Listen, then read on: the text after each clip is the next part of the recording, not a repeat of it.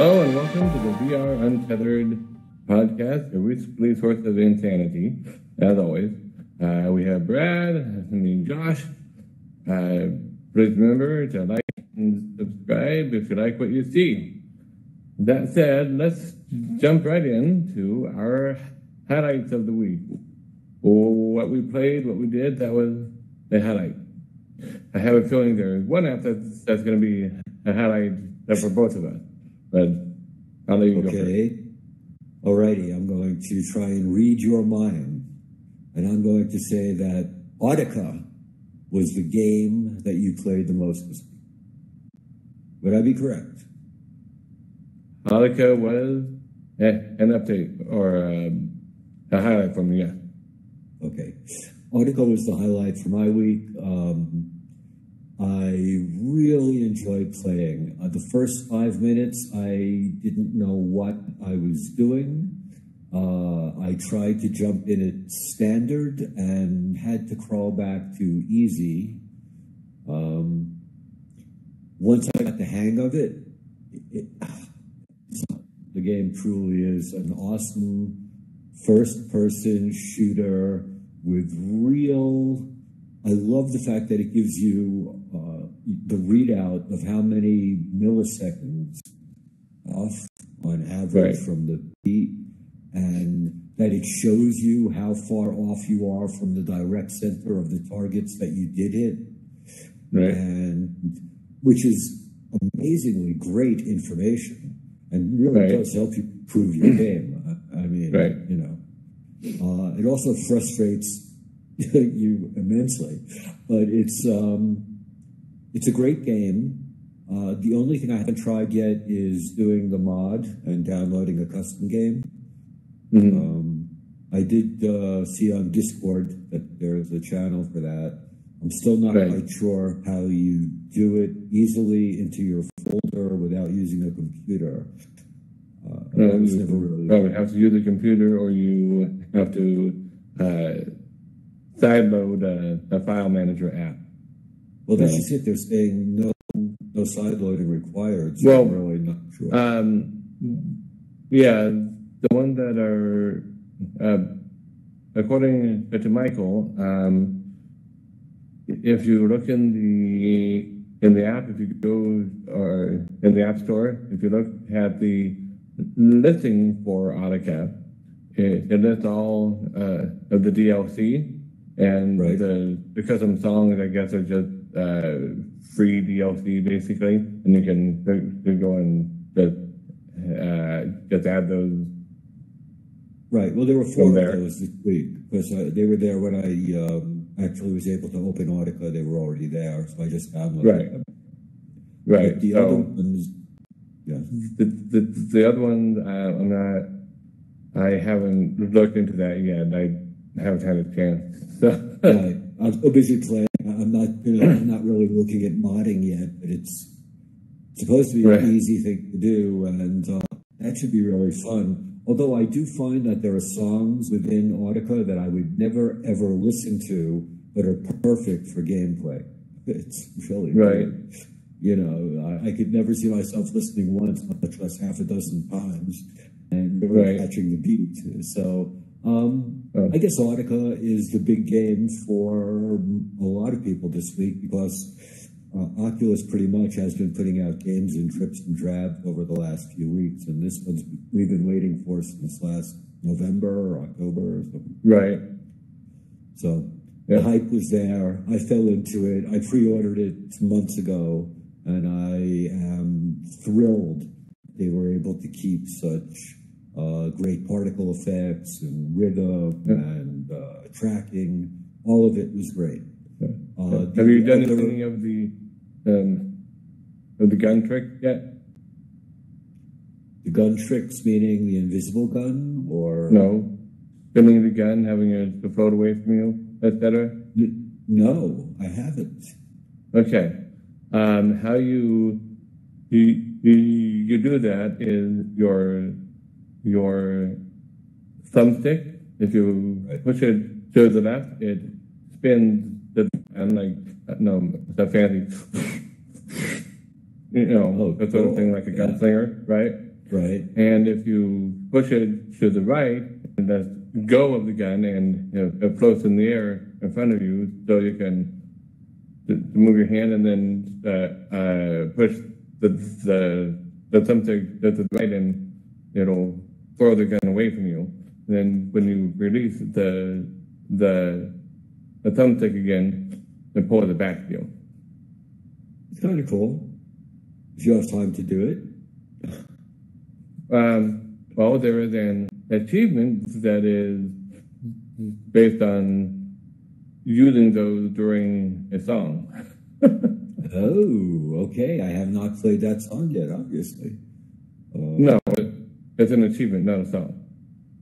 Right, okay, but it's an achievement during a specific song that you have to do. No, during a song. Not during one specific song, but a song.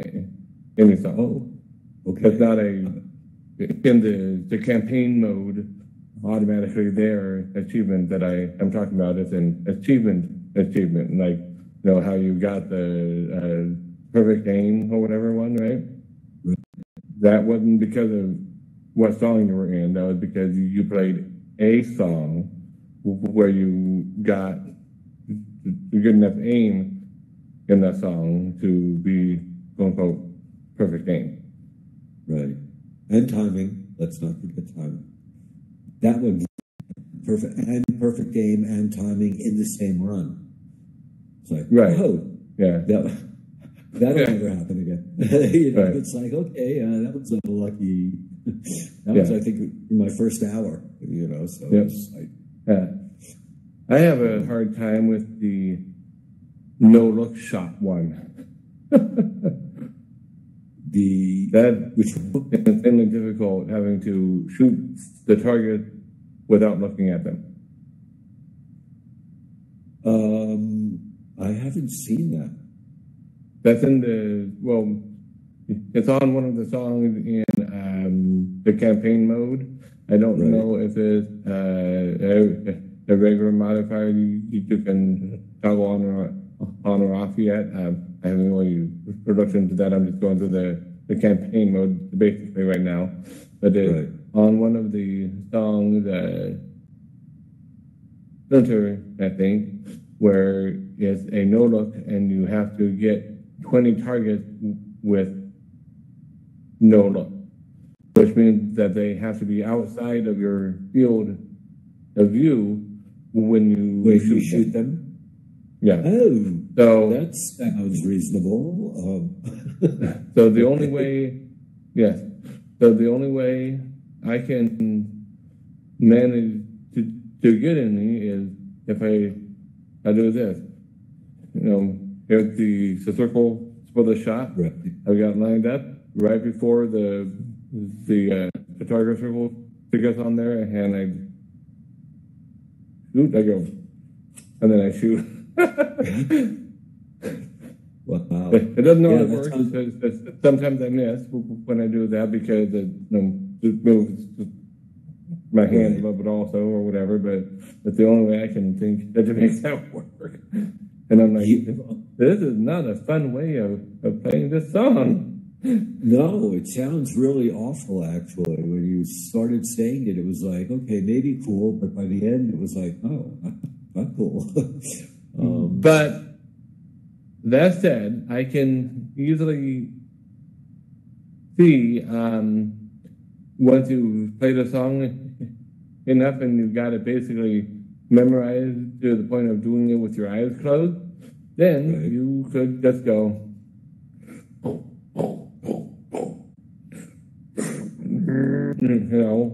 and not look at any of them, but I'm not at that point yet. What level were you playing at? I was playing on beginner in the campaign. No, standard or hard? Beginner. Beginner. So new? Yeah, beginner, wow. standard, and then hard and whatnot after that. It's weird because I found that on beginner, it's harder for me to anticipate than it is to react. So the quicker the notes come, the better I am. which is really bizarre. I'm just going through, the way that, intended, start beginner, work the way up, I figured, why not, get a feel for the songs on beginner and then move up to the standard and whatnot, so. But I know what you mean. That's a problem that my wife had on Beatron all the time is she always has to do the songs on hard or expert or whatever it was because easy or normal didn't have all the notes. So it didn't make sense to her. So she'd be like, boom, boom, boom, boom. There should be another boom right here. Okay, boom. Right. Exactly. So, but it was to throw her off because it didn't get all of the right. beats. I know Mikey had mentioned that as well when he was writing. He said that he reacts better to the quicker notes. So, some of them, the ones that I miss, I'm like, what the heck? I get frustrated. But then again, the game's been out for a couple of days, so. But it's fun. It's a great game. The only thing is, it is. Everybody compares it to other rhythm games, and this one I find that's going to happen. Right. This one I find is probably the least taxing physically. Yeah. All the other games take it out of the Synth Riders can be very taxing physically. That's a really flexible one. But Audica is definitely not a fitness title unless you work at making it be a fitness title. And even then, you're making it harder on yourself because moving around doesn't help you adjust to where the targets are. So your muscle. No, but that's one of the modifiers. Also, you have to move your hands a certain number of meters. Right, it's like 50 meters or 500 meters. Yeah. The one song that came up in the campaign mode, you had to move the 500 meters. I was like, okay, only way I can do that is when I'm shooting with my right hand, just keep my left hand going like this. And then switch. Right. Yeah, it is kind of crazy. I mean, but the one thing I did notice is that the degree of difficulty is achievable, and they do make you strive to get to the next level, and they do reward you for getting to the next level, and you feel more ready to take on something that's a little more difficult. Yeah. It's got a good onboarding the process. Yeah. Right. So most games have a hard time. They either throw you right in and you're lost, or they give you too much tutelage and you're bored. So this one I think is done really well. I'd give it a 2 thumbs up if I was you and had my thumbs readily available to me. Thank you. I appreciate that. Like that, all you do is you grab the grip and the trigger at the same time.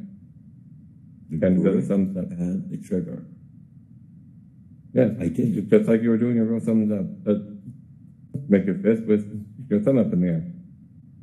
Cool. Okay. Onto my highlight real quick, so we can move on in the show here. We spent a lot of time on Audica. Audica was a highlight for me, but I also finally got back into Gravity Sketch, because I haven't had much time for VR the past week in general. And Gravity Sketch has been doing a contest that ended yesterday, as of our recording. We are recording this on February 1st. So yesterday was January 31st.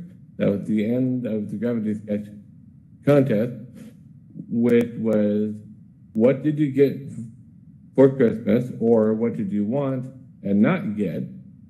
Model that in Gravity Sketch, and then submit the model, 3 screenshots and a 3-minute long video, and then they'll be giving away a quest. Some of the entries in it are insanely good, but I'm like, really? You wanted a sci-fi Santa sleigh for Christmas and you didn't get it? Okay. I didn't either. You wanted an astronaut suit for Christmas. Okay. Now, yeah. I did get one of those. You wanted a Spanish galleon for Christmas. Okay. Because in the description of the contest, it also said anything goes. I'm like, wait, okay. What did you get? Well, what didn't you get that you wanted? Anything goes. It's kind of, not a strong theme. It's broad. I'll give you broad. Yeah, very, very broad. Right. I don't want to see what Elon Musk would have given it as his gravity. What Elon wanted for Christmas, but he did not get, was a Cybertruck window that did not break when a metal ball hit it. Oh, that's true. Maybe next Christmas. Maybe. But no. But he did get a good viral video. Yeah. But no, I got to go into it. The Thursday night, finally, I only had like 40 minutes, an hour at most available. So I modeled the back massage cane that I got for Christmas in it. I simplified it a little bit because the real one has a lot of doodads, cutout areas in it. I just made it pretty much all solid because that's easier. So then I got it submitted, and I think this is the first complete model that I've done using the sub-D tools. I've played around with it here and there, but I haven't actually gone through and made anything start to finish with it yet. So I was pretty excited about that. That's I cannot find any time to go into my art programs that does not involve hours that I need to be uninterrupted, whether or not I work for a half hour or 3 hours. And you need to make time. Yeah, you don't find time; you make time. Time is the fire in which we burn. Yeah, no, I do. The fire in which we burn is the sun. Oh, yes. Great pictures, by the way. Did you see the pictures this week? Close. Of the sun? No. Yeah. Oh, it's amazing. You could see the fusion reactions going on. Okay. It's amazing. The best pictures ever taken. So if you get a chance, they're up there. You have to show me later. I will. Oh, we should go on the multiverse. Or no, it's not there yet. Yeah. See, that would be great. If they had instant, the ability to daily pull down something like that, like a monumental picture and put it in there, I think that would make it a much more active site for people to go to. A museum that changes exhibits. And that's easy. If they could have real-time feeds of certain things or something, yeah. The other thing that I was excited to see this week was that the developers of Waltz of the Wizard Extended Edition. Well, you're getting ahead of me here. We did highlight. Now we need to go to new releases, which is Audica. Okay. Which we already talked about because you went on that thing about it already. Okay. I was a little excited, Yeah. So, but yeah, So they released on the Tuesday, obviously. We have both played it. A lot of people have played it. One thing that I like about it that was not brought up in our earlier discussion, not only can you see what your friends have done, but you can do a direct comparison with them. You can see how they did on each song, how you did on each song, and what the difference in point is. Yep. So, which is great, really great, especially when you're in a competition, private, well-natured, of course, well-natured competition. Yeah. But it does make, that's, once again, I'm going on about Audica, but that's the one thing that they've done in their development process is they do urge you on. It's great. Yeah. Which I think is also something I'm really looking for. Well, what's next on the list? I don't want to ramble. Upcoming title, but we don't know anything yet. So. No, I mean, but I'm looking forward to actually seeing released. We saw the video of the, as I was starting to say before, the developers from Waltz of the Wizard using hand tracking and actually putting it into which so that's in the next section to the news. Yeah, so it's a good time to start talking about that now because we don't know any specific upcoming titles for next week. So no, the only other news that I have that's relevant for people as of like party. To talk about the Waltz of the Wizard. Though. Oh right. They showed the hand tracking. You can find it on the web right now. I'm sure on Reddit as well. Yep. Yeah, on Reddit they're showing it. Yep, there's a Reddit post about it. It looks great. I mean, it's a perfect match for hand tracking. It really is. And these guys really seem really well. They said they're waiting for other companies to institute third-party hand tracking and stuff. But it seems to me like these guys, for games that are designed for you to use your hands and fingers, seems like they have it down. And I can't wait to see it really. I want the patch or the beta so I can play it that way. Because I purposely, if you remember, didn't open the game for months waiting for this. And I did open the game and started playing it, which, wow, they really improved it a lot. So I can't wait to see where they go with this. Because I read T for God also did the hand tracking, but they actually instituted it, I think. Speaking of hand tracking, the T for God, I saw a little bit of a video from Upload, I believe, using hand tracking with for God and using a finger gun. So they pull out the gun and they've got this and it looks like he was pulling his the trigger finger to shoot. So.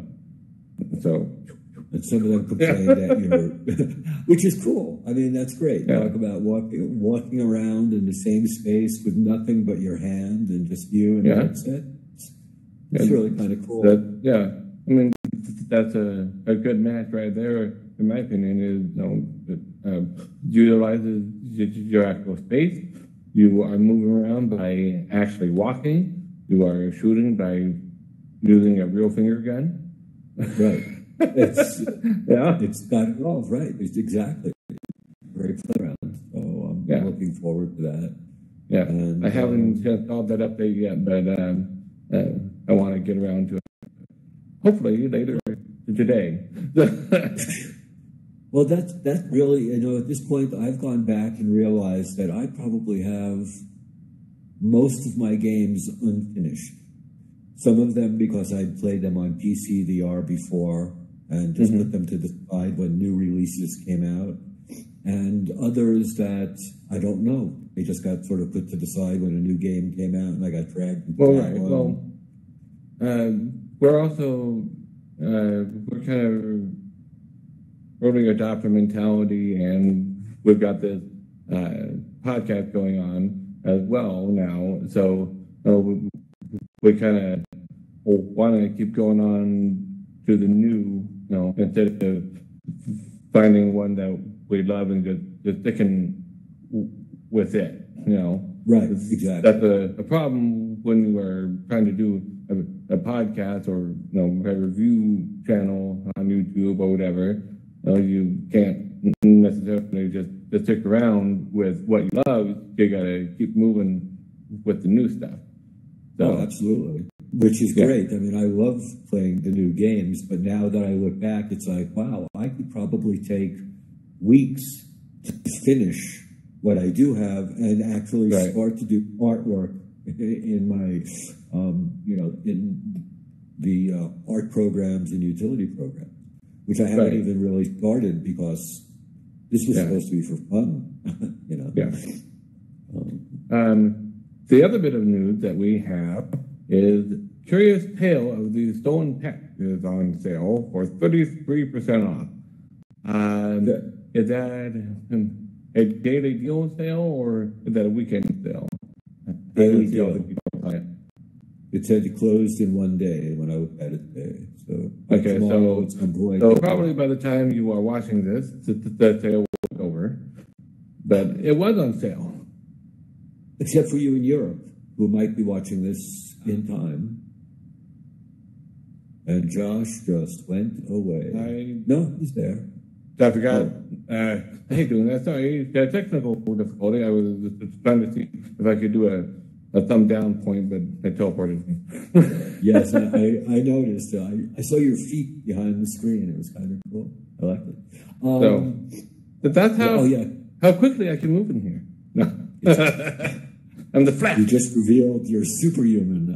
Transhuman. We are transhuman. Yep. Okay, so back to the curious. Episode 2. I know, but people will get used to it. Oh, there's Josh flying around again. So it's funny because a couple of weeks ago when Fisherman's Tale was on sale for $10, I picked it up because it's a beautiful game. I haven't had a chance to play it yet, but it really is beautiful for a couple of hours of your life. And Moss is beautiful. I missed it. What game is this again? Fisherman's Tale. The one Curious Tale? Is that what you're talking about? Yes, I bought it on sale. It was $10. I haven't had a chance to play it yet, but at $10, it seems like a very reasonable price. Yeah. It does. And I also like, I'm looking at this Curious Tale of the Stolen Pets, and I've really been enjoying playing with characters in miniature in VR. Mm-hmm. And as childish as it looks, I'm wondering if it's fun to play, Well, yeah. By all accounts, it is, and just the child graphics, that doesn't mean that it's a for kids thing. It's not going to be fun. Along together on the Gear VR and the Go and the Rift, I believe, all the other platforms. It was another childlike looking game. Cutesy cartoony graphics, but it was fun. It's a puzzle game. It was not a long puzzle game, like 8 to 10 hours or whatever. It was probably 2 hours max to solve everything. And it wasn't too challenging on most of the puzzles. There were a few that were challenging, but it was fun. It was engaging. It had interactions between you and the character you were controlling and all that, like Moss does. Right. And that's another game that I played some more of this week. So I finally got it, and I've been playing it this week also. And it's definitely not a fitness game either. No, it's not. Depends a on how lot much you of want to look around. the titles on the Quest can be fitness games because you are usually standing, you are using your arms and grabbing things, shooting things or whatever. But there are a few games where it's just sit down and use the thumbstick. Right. And Moss is one of those. There are periodically times in the gameplay where you've got the combat where you've got to try and hold the bug here and then go over here and charge up the sword or whatever. So there's a few times where you got to move your arms, but for the most part, you don't really. Are you moving on your thumb? Right. It's just, right. You're going to play it sort of like a pancake game, but the thing is that the depth of the game, if you could look around the scenery and the depth of the graphics and the gameplay, I think make Moss pretty spectacular, more than what I expected, which is why I'm leaning towards picking up Curious Pets before the weekend is over. And what else is in the news? Oh, this week it looks like Apple's AR glasses are moving closer to reality. Not sure when they're going to actually put them on the market, but the hype is growing. And people are calling for beta copies of it to come out now. So I think we'll be seeing something pretty soon. And AR is definitely making its advances. I see that Arise is being used by Rosie Summers and other artists who've done creations inside of Tilt Brush to make their objects now 3D in the real world, at least to the camera, which is all kind of exciting stuff. And I guess the other topics that we wanted to go over for this week would be, I guess, the curation of the Oculus Store versus what's coming up with SideQuest. Muted, okay. Sorry, I didn't realize I was muted. I was trying to say something. But, so go ahead with what you were saying, and then I'll get into what I was trying to say. That's pretty funny. I thought you were giving me the cue to just keep going. Cover me up. No, I didn't realize I had gotten muted somehow. Yeah. So. I couldn't read sign language in here. It was difficult. It really was. So anyway, yeah. What did you want to add?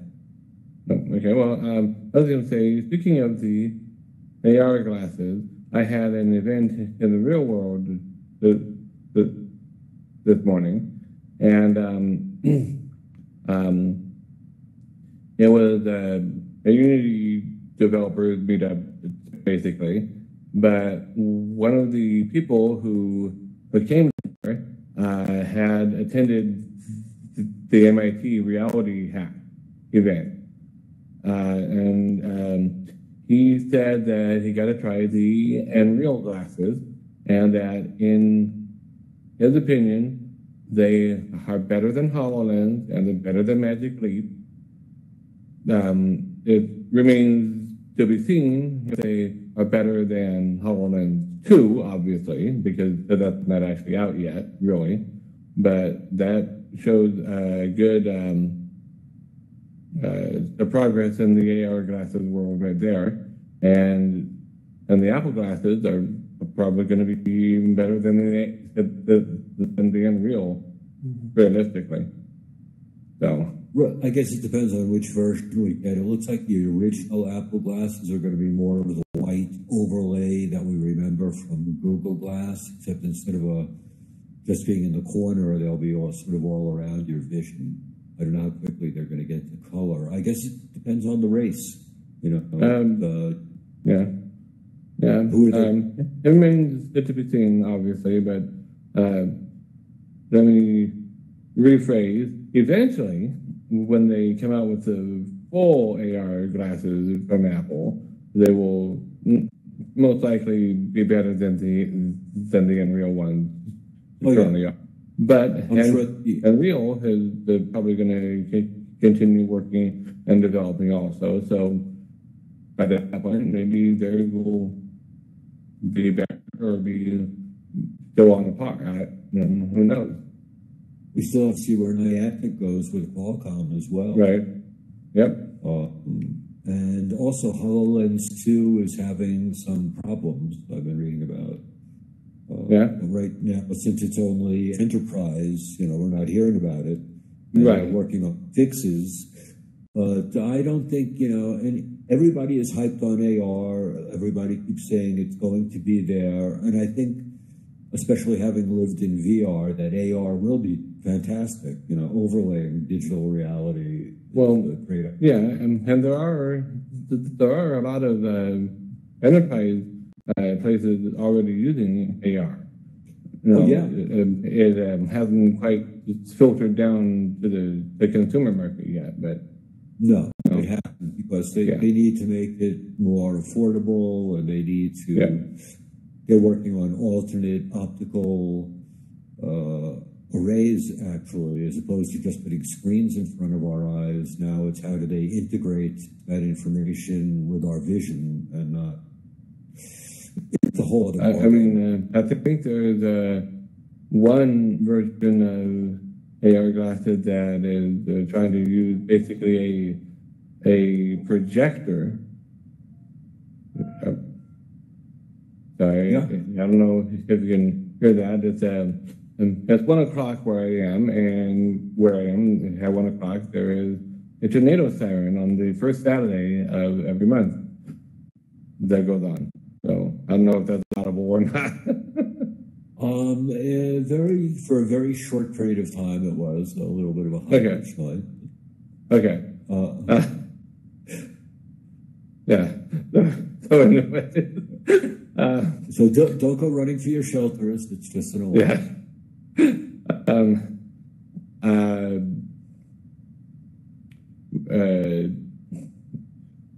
That disrupted my train of thought there a little bit. Yeah, it could be a bit concerning. Yeah, talking about AR and AR is going to have some amazing uses. Right, the projector one. I forget all the details, but I think there's at least one AR glasses solution that is trying to use projectors as opposed to basically a screen in front of your eyes. They want to have something that basically project directly on to your retina instead of projecting on the glasses, and then you're looking at the reflected image on the glass, or little OLED display on there. If they want to project it directly into your eye, which doesn't require much light, it doesn't require much power, so it doesn't, not like you said, something that's burn your eyes, whatever. Yeah, that would be a bad use case for AR. Right. It's great the first time, but that's it. After that, So there's all kinds of solutions being tried to the problem of making it more affordable.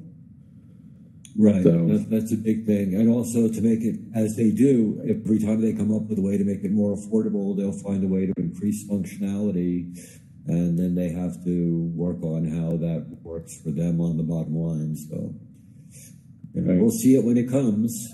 Nobody saw a smartphone coming, so. I'm excited.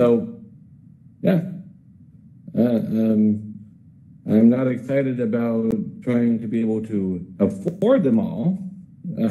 That's because I know I'm not going to be able to do that unless I win the lottery, which isn't going to happen anytime soon. But yeah, I am looking forward to seeing who comes out on top, basically. Who's going to be VHS and who's going to be Betamax. Oh, God, we're in those right. And what about who's going to be Blu-ray? Who's going to be HD, DVD? Oh, no, now you have to get into HDR plus 10 and Dolby Vision. You're way behind, you see. It's already... No, it's really weird because I was picking Who's going to be CD? Who's going to be Laserdisc? Oh, God, I have laser discs. I have all of these things, you know. But it's funny because I'm glad I do, because now if I want to watch them, not everything is streaming for free. There's a lot of stuff that they're charging for again. That's true. Kind of weird, you know, paying $3 or $4 to watch a movie from 10 years ago is not something I'm used to anymore. Yeah. So I think that pretty much covers our news section, and we have a little bit of time to delve into our topic of the week. We didn't have one last week because of my headset battery running out. When I stopped and I took the headset off, it was at 1% left. That was tight. But I think we were gonna game just for a little bit, right? Right. Yeah. So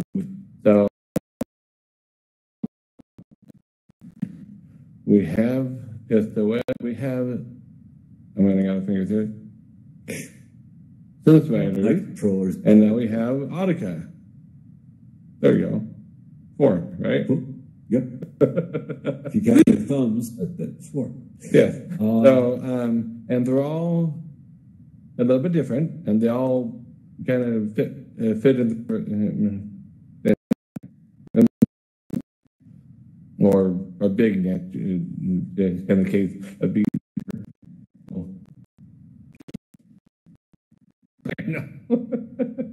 Oh yeah, you have to check the sales because Audica is really coming up quick. Yeah. And Pistol Whip temporarily dethroned Beat Saber for a little bit. Right.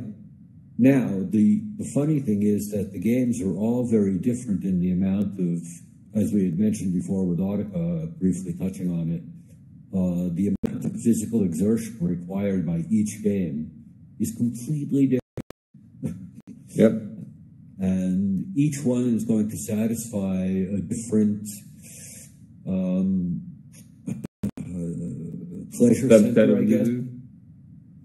Right. Well, that's just it. Of users. Absolutely. Or a different demographic. Yep. And there'll be some crossover, obviously. Yeah. People that are just like rhythm games. Although Pistol Whip will be the odd man out in that group, I think. Well, yeah, it's the most unique because it really is a rhythm game, but you can play it completely like it's not a rhythm game. Right. If you really want to, you can just play it like a shooter. You just won't get the highest score possible. Well, right. There's going to be when you come down, when you come down from 300, 400 points to shoot down to 25, you know, it's you miss the rhythm, but it is the least the one that's you're going to be least impacted in terms of gameplay, not in terms of score, but in terms of gameplay. Right, right. Most of the other games, unless you turn on no fail mode, if you just don't hit any of the targets, or you hit too many of them off beat, they're gonna fail, and the song's gonna do the and stop. God, yeah. You know, it's a horrible sound. It just slows defeat. It's awful the way it just fades away. Just like no, sorry. Now, I was going to say, my son has tried the Beat Saber demo, and he's tried Synth Riders, since I have that, He has not tried Pistol Whip, but he did recently try Audica. And so far, he is consistently Beat Saber better. Because it's super easy to get into. It's super intuitive. You don't need to use any of the buttons. You're just, like you're swinging a sword. That's intuitive and easy to pick up. And that's one of the features about it is it's one anybody completely new to VR can just jump right into and know how to play it. It's super easy to learn. Same color sword, same color block. Yeah. Follow with the slice, the arrow. Right. If it's up, slice up. It's so simple. Right. And it's well done, and it's polished, and it gives you the feeling of space, and it does suck you in. So there's no denying that Beat Saber has not been dethroned by Audica, but actually it sort of crosses over into another subject still have to discuss more in private before we want to present it. But it just presents an alternative within the same basic genre of beat, but completely different in the genre of physical activity. So I guess we're going to start seeing more of that, where we have real crossovers in different genres, where beat is something that they have in common, but physical activity is something that they don't. We're going to have to be on the lookout for that, and now we actually start comparing games. And I think those two are actually perfect, because they're both very polished, they're both very rhythm-oriented. They both reward you for being on rhythm and on target, and give you modifiers to make it a little more difficult or easy or whatever. Right. And I was going to say, just moving off of Beat Saber, Untethered is probably the most flexible of the rhythm game, because you can play it like a laid-back, not very physically active game, or you can play it like it's a fitness title, because you can turn on forced mode, where you get more points for moving your arm more when you hit a note, or you can play it as, you've got 5 notes in a row coming at you, all lined up with each other. Just hold it there, and you get all 5 notes without moving your hand except for the first one. Or if you're using fourth mode, you can go 1, 2, 3, 4, 5, moving your arm up and down so that it's in motion on each note. Okay. So it gives you more flexibility in how you are playing. It's a fitness game, or it's not a fitness game. It all depends on which mode you're in. And it's got tons of modifiers also to make it easy or harder. Got prismatic moves where you don't know if it's a right hand or left hand note, because there's all this glowing, shifting, the prismatic color. Okay, so that's good. So you don't know if it's right hand, left hand. You don't know if it's a 2-hand together note, because Just Feathers has those. Right. So you really have to know the song in order to use that mode. Well, I've never played Synth Riders, so I can't comment knowledgeably. But it sounds interesting.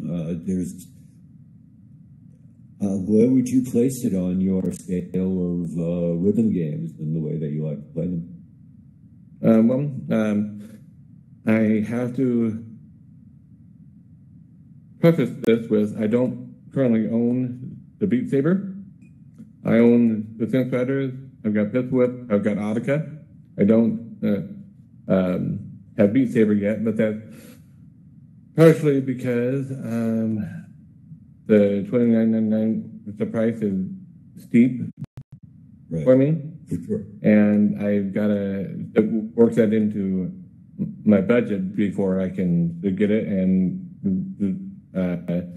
I was a little bit irritated originally that they increased the price right before releasing it on a Quest. And I understand they were coming out of beta, coming out of early access, and that's a standard thing to do, but the timing was, especially considering other games that, did a price change right before the Quest release. They did a price drop, or they had it on sale, and it was cross-buy, so they were encouraging people to get it on sale, had to reduce the price, and then already own it on the Quest. And yeah, but that's all. I prefer that kind of. I prefer that kind of. Right, exactly. But that's something that really needs to be brought up, because I think that happened this past week with Moss and with another game as well, where on the Rift they're cross-buy, but the sale is on the Rift site, and if you go to the Quest site, it's full price, which is really a curation problem that I think Oculus should take care of. Yeah, I don't think that they should penalize a Quest owner and make them buy a game for the Rift, which they don't own, in order to be able to get the sale price on the Quest. So they're still giving you the Quest version plus the Rift version. Too many steps there. It should really be on sale on both of the platforms, unless it's not a cross-buy title. If it's not a cross-buy, I can understand. I would, if I were the developer, I would probably still want it on sale on both of the platforms, even if it wasn't a cross-buy. But that's me and my personal take. But I can understand it if it's not a cross-buy title, if it's only on sale on one platform. But when it's a cross-buy, it should really be on sale on both of the platforms, in my opinion. Oh, yes. Mine as well, which is, I believe, you did it very nicely. I would have probably ended up in a rant. Because I just, the other thing is that I was reading that aside from ads, Facebook's largest revenue this year is from the sale of the Quest and Quest-related titles. Right. So it's only to their advantage to continue. It's like the sale that they're running now on the Duo packs. Right. It's a nice idea, but I believe that the sale should actually be a sale. 19% is sort of not real incentive there. It's nice to see that. I already own one of the titles in the sale, and the other one is one that I wouldn't mind having, but because I already own one, the other title, like just the minuscule amount off. I'm like, it's not really enough of a sale to incentivize me to go get it. Right. Which is crazy because, yes, I've been waiting for I Expect You to Die to come on sale as well. And for me to be looking at the curious tale of the stolen pets before that means that they're having a problem with curation and the amount of a sale. Well, not necessarily curation, but they're having an issue with finding the right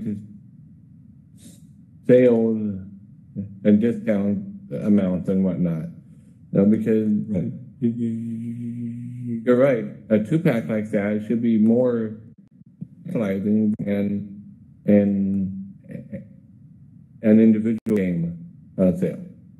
Exactly. And it's not quite more tantalizing. No. So, yeah, I mean, it's something Oculus should be aware. If most of their users are now Quest or Quest-oriented or coming in through the Quest, why are they putting the sales on the Rift site? Anyway, that's my beef with Oculus this week, and I think that that's something they should pay attention to, is the Quest driving your business. That they should pay attention to it. Right. So anyways, back onto the topic that we were on before we got off topic. Sorry. It's a whip, obviously. It's a very much a fitness battle. I remember when it first came out, everyone was like, "Oh, my legs, they burn."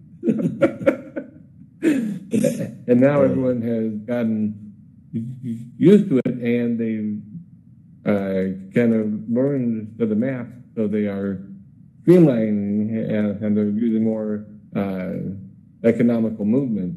So the longer you play it, the less of a fitness battle it is. Because before you are doing big movements, and now you're just going, a real small movement. Right. You've learned to be conservative. You know that's all you need. Right. Right. Yeah. In the first time, it was almost like a scary situation. You were reacting to shooting at you and having for score. So it's a little different, for sure. Right. It's John Wick going for how many he got. Right. And given that a lot of these titles have fitness ratings, and they're compared to real-world fitness or sports activities, a lot of the rhythm games are compared to either an elliptical or to tennis. The more intense ones are compared to tennis. The thing about the tennis is, and I learned this back when I was first learning how to play tennis, is when you are new to tennis, it's incredibly physically active. It's a really intense physical sport. But the longer you play and the better you get, the less exercise you get from it. Because you learn how to predict where the ball is going to be, and nope, I can't get there in time. I'm not going to try. Or it's going to bounce outside, so I don't need to bother going over there because it's going to be out, and it's going to be at my point. I don't need to try to get it. And you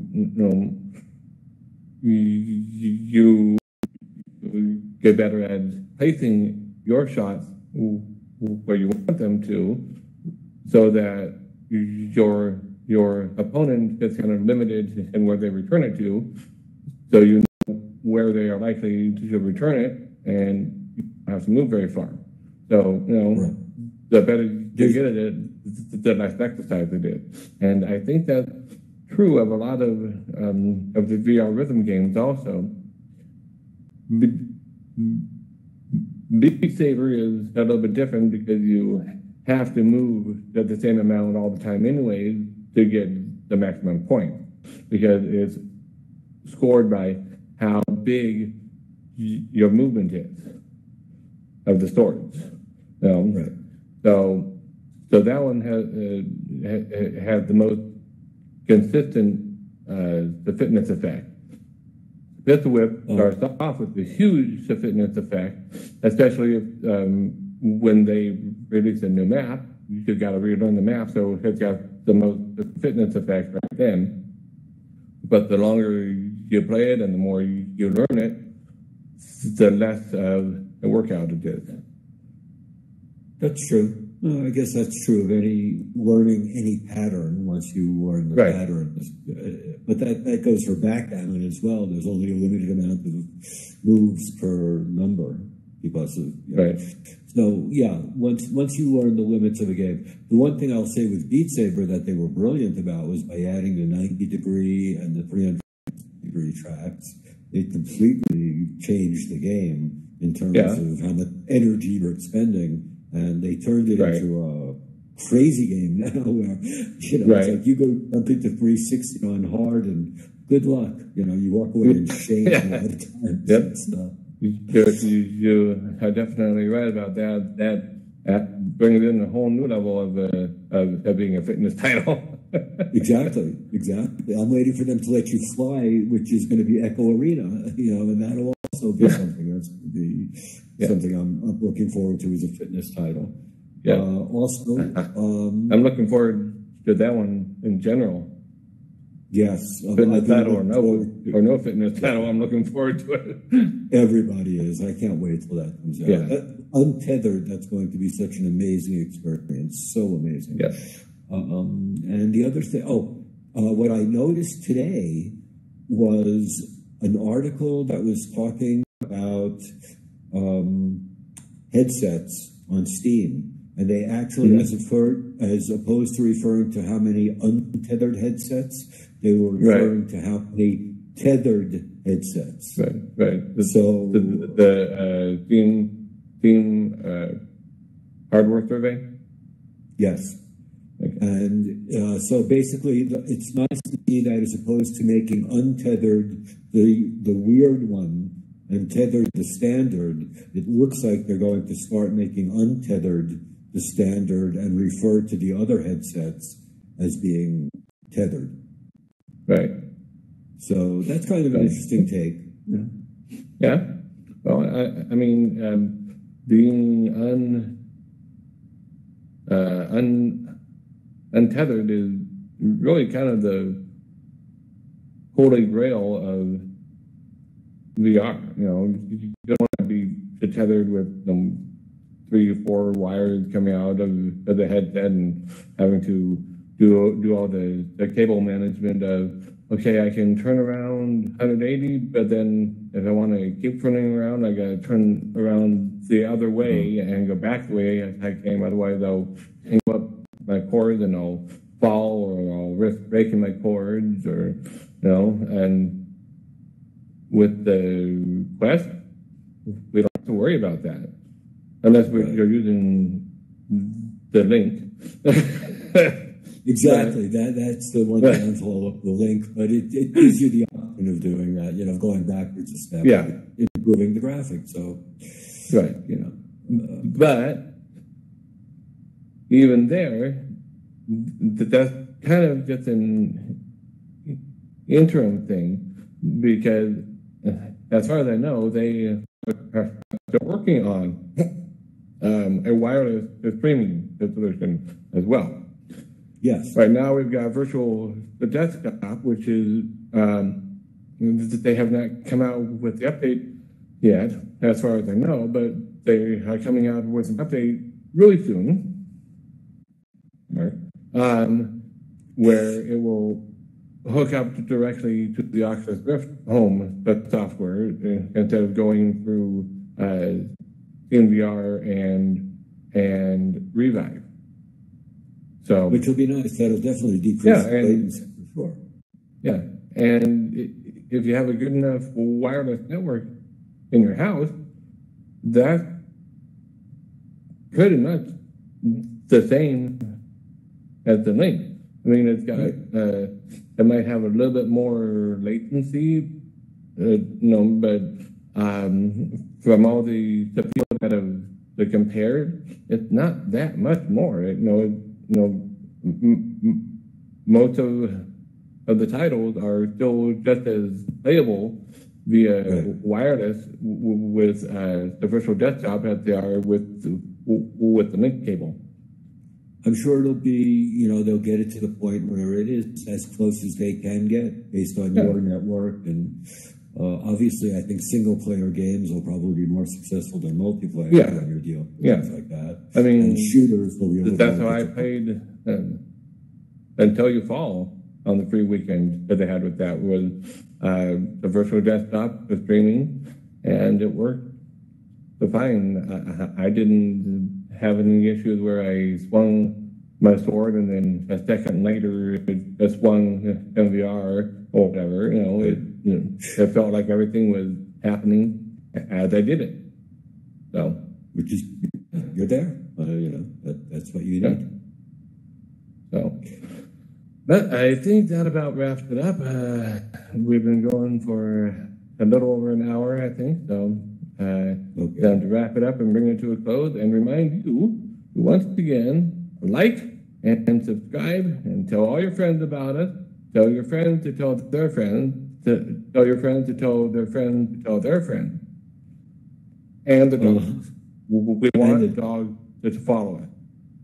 Right. We need more paws. Yes.